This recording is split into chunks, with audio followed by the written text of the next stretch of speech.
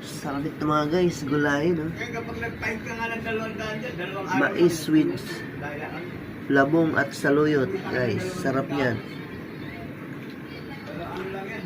Lagyan mo ng shrimp or hipon, guys.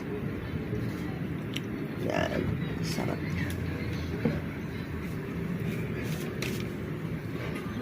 Ano yan, isang buwan ngayon. Sarap Dito na yun. Yun na talaga dapat makunin ng ano. Pag ano nga lang yun eh. Kung barangay nga lang yun.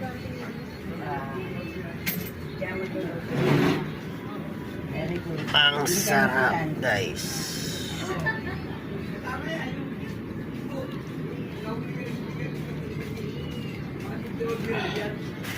Mais.